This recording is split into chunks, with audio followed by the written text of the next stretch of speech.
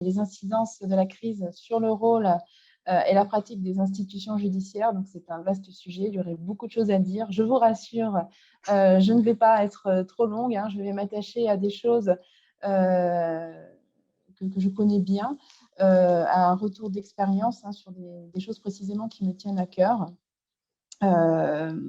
Alors, pour commencer, alors ce que je connais bien, principalement le fonctionnement de la justice civile et de la justice pénale. La justice administrative, tout ce qui concerne le contentieux administratif, ça je pourrais moins vous en parler parce que tout simplement je le pratique peu, si ce n'est en droit des étrangers. Là, je sais que concernant le droit des étrangers, on a eu une continuité qui a pu être assurée pendant la période la plus importante, la plus profonde, on va dire, de la crise Covid. Mais bon, je ne pourrais pas vous en dire grand-chose. Donc, je vais me concentrer principalement sur le fonctionnement des juridictions pénales et civiles. Alors, simplement revenir sur le fait, bon, on le sait tous, que ces 2 années de crise peuvent se partager en 2 temps. Enfin, nous c'est ainsi qu'on l'a vécu au niveau des juridictions. Un premier temps, c'est l'état, on le sait tous, l'état de sidération, l'état du confinement qui est annoncé fin mars, un confinement fort, où là, on se retrouve en privation de liberté, un petit peu comme ce que je peux voir du côté de mes clients. Voilà, donc on est sidéré et au niveau des juridictions, eh bien, les choses s'arrêtent, notamment alors, au niveau de la justice civile. Malheureusement, tout a été mis à l'arrêt. Alors, justice civile, j'entends tout ce qui peut être contentieux, juge, tout ce qui va concerner les juges de droit commun, le droit des contrats, le droit, les juridictions aux affaires familiales. Voilà, c'est un champ très très large et malheureusement, donc ça, là, on a vu un arrêt du fonctionnement. Alors tout simplement parce que personne n'était préparé à cela. Pourtant, depuis de nombreuses années, et encore je me souviens de mes études de droit, on nous parlait de la dématérialisation, des bienfaits de la dématérialisation et de l'avenir qu'aurait la dématérialisation. On s'est rendu compte que malheureusement, on n'était pas du tout prêt pour la dématérialisation, faute de moyens, parce que très peu de moyens en ce sens ont été injectés dans la justice.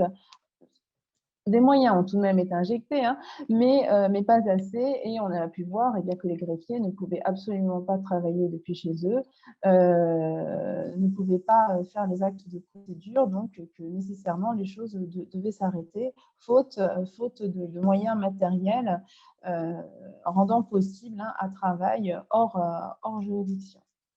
Donc ça c'est un premier point. Concernant la justice pénale, on a eu une continuité. Alors, on a parlé de ces fameux plans de continuité d'activité réduite. Donc, ça a concerné la justice pénale et en particulier la justice pénale d'urgence. Alors, ce que j'appelle la justice pénale d'urgence, c'est quand on est pénaliste, on travaille très souvent dans l'imprévu, l'imprévisible. La justice pénale d'urgence va concerner donc l'assistance des personnes qui sont placées en garde à vue.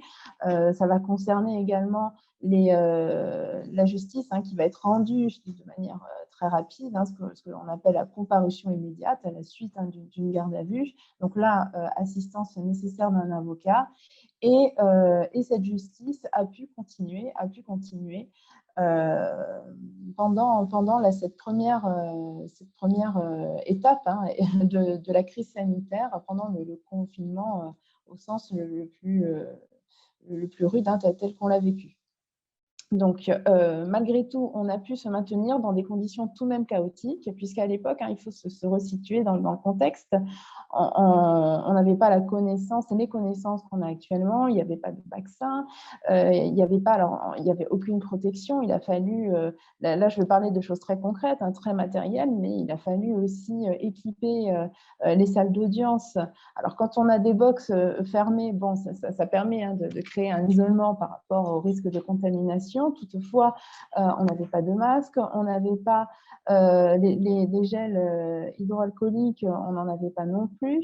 Ce qu'il faut savoir aussi, eh bien, c'est que souvent, nous, quand on assiste nos clients, on va avec eux dans les petites cellules pour pouvoir s'entretenir avec eux. Là encore, on n'avait aucune protection. Donc, petit à petit, les plexiglas ont été mis en place.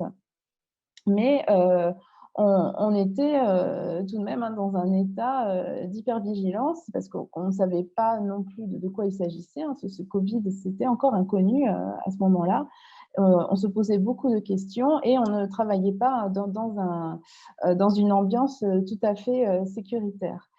Alors ensuite, pendant cette période encore, on a vu enfin, nous, les avocats, on a eu l'impression qu'on a été tout de même très abandonnés, enfin, que le service public de la fonction le service public de la justice on a eu ce sentiment d'abandon. Alors, je sais bien qu'aussi au niveau de l'hôpital, bon, il y a eu ce sentiment-là, mais même alors, ce qui est d'ailleurs caractéristique, c'est que dans les discours présidentiels, bon, on a rarement entendu un mot pour le service public de la justice, ce qui était bien regrettable tout de même, puisque c'est un service essentiel. Et on a pu se rendre compte eh bien, qu'on ne pensait pas beaucoup à nous, mais pour autant, des ordonnances avaient été prises, dont une fameuse ordonnance emblématique, l'ordonnance du 25 mars 2020, ordonnance prise en état d'urgence. Alors, quand on est avocat, la notion d'état d'urgence nous pousse à nous tenir sur nos gardes, puisque bon, on a eu l'expérience de l'état d'urgence, alors non pas sanitaire, mais l'état d'urgence sécuritaire par rapport à la situation qu'on a connue concernant les attentats, avec des dispositions qui étaient prises normalement de manière temporaire, dérogatoires au régime du droit commun, et puis qui peu à peu sont rentrées ensuite par de nouvelles dispositions dans le droit commun. Donc dès qu'on commence à nous parler eh bien, d'état d'urgence, on a le poil qui s'érisse un petit peu et on se demande à quelle sauce on va être mangé. Et également pour l'avenir, puisqu'on sait qu'il y a toujours un glissement des mesures exceptionnelles vers les mesures de droit commun. Alors, je vous parle de cette ordonnance, notamment sur la question de la détention provisoire dont on a parlé à l'époque, alors peut-être pas assez au grand public. La détention provisoire, alors bon, tout le monde n'est pas juriste ici, donc c'est par principe, lorsqu'on n'est pas encore jugé, on est encore présumé innocent, mais que des soupçons sont suffisamment lourds sur la personne suspectée. Donc, on décide pour le maintien de l'ordre public, pour le bon déroulement des enquêtes, d'incarcérer ces personnes-là, ce qu'on appelle la détention provisoire. Le principe de la détention provisoire, alors en matière délictuelle notamment, c'est un placement pour 4 mois, renouvelable maximum pour 1 année. Or, là, cette disposition prévue dans l'ordonnance du 25 mars prévoyait une prolongation de droit, c'est-à-dire une prolongation sans débat judiciaire, puisque normalement, à chaque fois qu'il y a prolongation, eh bien, il y a un débat avec un juge spécial qu'on appelle le juge des libertés de la détention. Et de droit, eh bien, ces périodes de détention étaient allongées de 2 mois et 6 mois en matière criminelle, sans qu'il n'y ait de débat. Donc là, le monde judiciaire a été consterné par cette disposition, d'autant plus quand on a pu constater que le Conseil d'État, début avril, ne réagissait pas, ne voyait pas vraiment où était le problème. Il aura tout de même fallu attendre le mois de janvier 2021 pour avoir une décision du Conseil constitutionnel qui décide d'abroger totalement cette disposition, qui décide d'y mettre un terme au regard notamment de l'article 66 de la Constitution, puisque selon cet article, l'autorité judiciaire est garante des libertés individuelles et donc on ne peut pas décider ainsi du maintien d'une personne sans avoir un débat avec un magistrat. Voilà, donc là, on a un exemple assez frappant d'une disposition qui est prise de manière hâtive, tout de même, puisqu'il s'agissait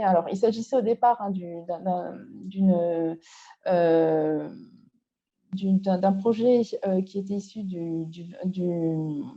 excusez-moi, d'un texte du 23 mars et donc validé par une ordonnance du 25 mars, sachant que le confinement avait été établi à partir du 17 mars, donc les choses sont allées très vite. Et sur des sujets aussi sensibles que sont les sujets relatifs à la privation de liberté, eh bien, on s'est empressé de prendre ce genre de dispositions particulièrement attentatoires aux droits et aux libertés.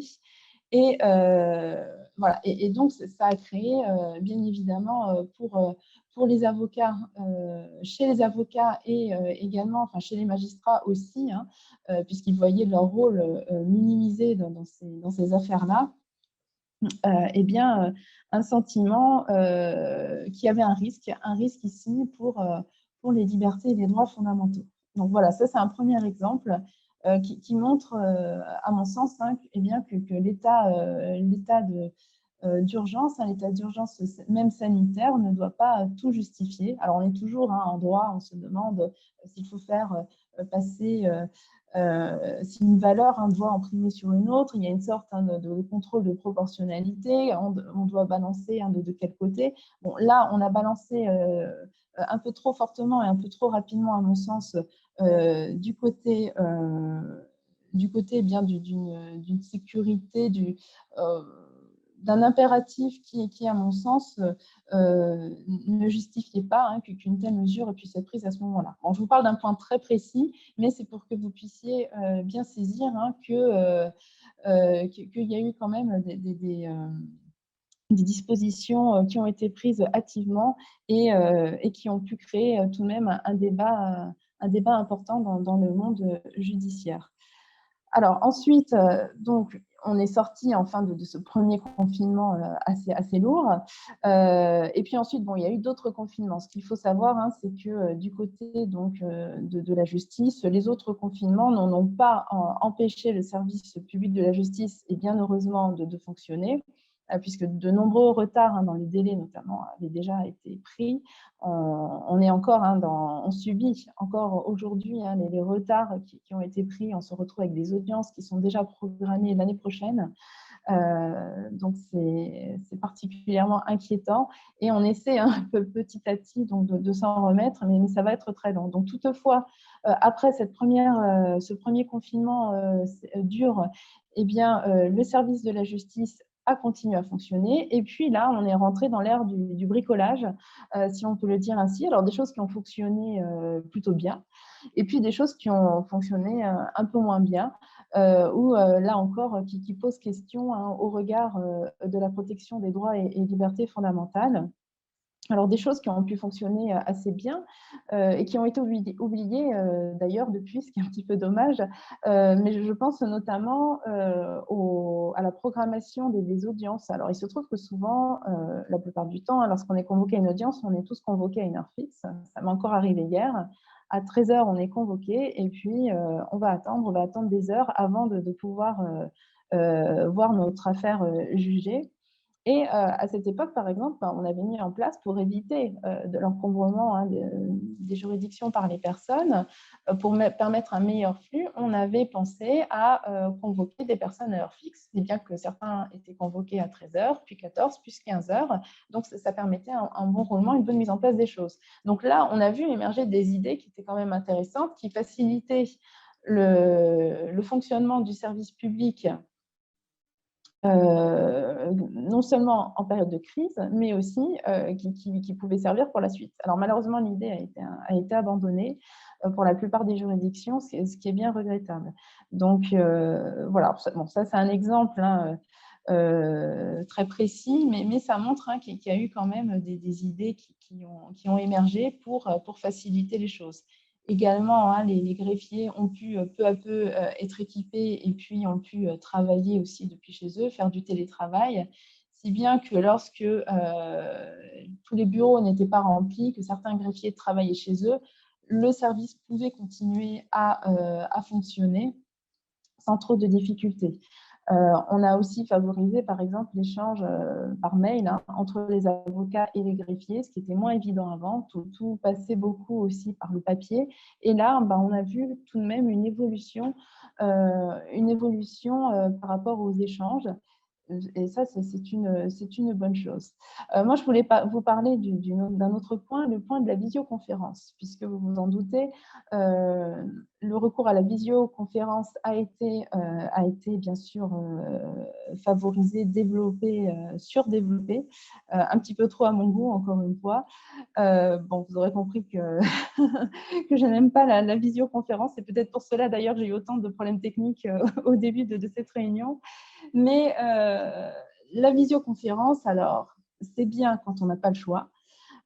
Toutefois, là aussi, il y a eu un recours un peu trop systématique à la visioconférence, notamment lorsqu'on avait le choix de ne pas s'y recourir. La visioconférence, alors il faut s'imaginer que lorsque vous défendez votre client, vous avez vous êtes dans le prétoire et puis votre client, il est depuis le centre d'incarcération, il comparait sur un écran. Alors, pour moi, c'est très gênant puisque qu'une personne ne puisse pas comparaître en personne devant son juge. Ça crée un problème puisque tout simplement, c'est la dimension humaine, je pense, de la justice qui est mise en péril dans ces moments-là. Et malheureusement, donc, le recours à la visioconférence a été quasiment systématique dans ces périodes, y compris, alors la première période, je veux bien, mais ensuite, et encore actuellement, alors qu'on n'est plus tout à fait dans un état d'urgence sanitaire, on sort tout de même quand même bien de cette crise, eh bien, il y a encore un recours qui se systématise à la visioconférence pour les audiences. Alors, ça a posé également un problème. Là, les choses sont redevenues à la normale, mais ça a posé un problème notamment au regard d'un contentieux très particulier. C'est le contentieux donc, de l'hospitalisation sans consentement, ce qu'on appelait à l'époque, à une ancienne époque, l'hospitalisation d'office. Il s'agit de personnes qui représentent un danger soit pour elles-mêmes, soit pour l'ordre public, qu'on va placer dans des instituts psychiatriques. Et au bout de 12 jours quand même, 12 jours de présence en institut psychiatrique, un juge va statuer sur leur sort. Alors bien sûr avec des avis médicaux, la présence d'un avocat pour savoir si cette personne doit ou non être maintenue dans l'hôpital psychiatrique. Si vous connaissez le documentaire de Pardon, qui a fait un film documentaire 12 jours, donc vous verrez comment se déroulent ces audiences avec des personnes extrêmement vulnérables, des personnes bien qui ne sont pas bien, qui souffrent de maladies psychiques très importantes, sachant aussi, il faut le dire, que ce contentieux a explosé pendant le premier confinement, parce que chez des personnes qui ne vont pas bien, cette crise sociale mondiale a eu des répercussions particulièrement graves et sévères. Et il faut imaginer donc des audiences en visio avec ces personnes, c'est-à-dire que l'avocat va s'entretenir en visio avec cette personne pour lui demander si elle souhaite rester dans le dispositif psychiatrique ou bien ou bien le poursuivre à domicile, hors de l'institution. Et c'est très compliqué, quand on est derrière un écran, qu'on essaie d'échanger avec une personne qui ne va pas bien. Déjà, il serait difficile d'échanger avec cette personne en présentiel. Donc, la visio va créer un problème qui vient se surajouter au problème. Il faut imaginer ensuite l'audience qui va se dérouler dans ces conditions.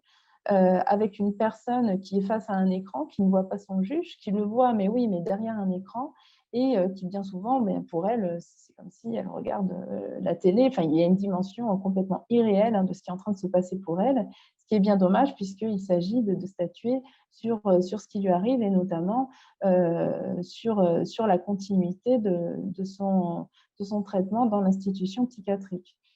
Donc là encore, on a vu les limites de la visio. Et malheureusement, il est dommage qu'à cette époque, eh bien, on n'ait pas pu eh bien, créer une dérogation dans la dérogation, c'est-à-dire oser tout de même aller à la rencontre des gens pour pouvoir faire un travail de qualité avec ces personnes-là. Parce que là encore, la visio va s'exercer au détriment donc de l'humain, de la dimension humaine qui est fondamentale et notamment en matière pénale, et de l'exercice des droits et libertés fondamentales. Donc, je voulais vraiment vous parler de cet aspect de la visio qui me semble essentiel. Et pour autant, alors si on voit la visio qui se développe partout, moi, je trouve regrettable que la visio ne soit pas utilisée pour nous simplifier la vie parfois, notamment lorsque il m'arrive de devoir défendre des personnes que je n'ai jamais vues, tout simplement parce que je suis commis d'office pour défendre une personne qui est incarcérée à Lille, à l'autre bout de la France. Donc, je peux difficilement aller lui rendre visite avant l'audience. Je dois attendre le jour de l'audience pour pouvoir m'entretenir avec cette personne en demandant au juge et à la salle de bien vouloir sortir de la salle d'audience pour pouvoir m'entretenir très vite, à la va-vite, avec cette personne et travailler sur sa défense. Moi, ce que j'aimerais, c'est que la visio soit mise à disposition, puisqu'il est si simple apparemment de pouvoir utiliser la visio, soit mis à disposition bien en amont, ce qui m'aurait permis, par exemple, dans ce cas-là, de pouvoir préparer ma défense avec mon client dans de bien meilleures conditions. Voilà, donc ça montre alors je ne suis pas anti-technique, pas du tout, bien au contraire, ce que je viens de vous dire le prouve, mais du bon usage, des nouvelles technologies et de la visioconférence. Et là, je pense qu'il y a, pour les années à venir, puisque de toute manière, nous sommes dans cette ère-là maintenant, il y a des discussions, des débats qui vont devoir être menés sur cette question pour avant tout faciliter l'exercice, alors pour ce qui me concerne, des droits de la défense et protéger également les libertés individuelles de chacun.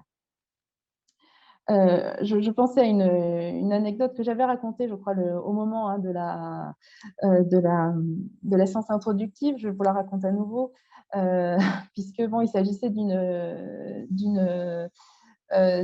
audience à laquelle j'avais défendu un client. Donc, le client était en visio et puis l'interprète était également en visio.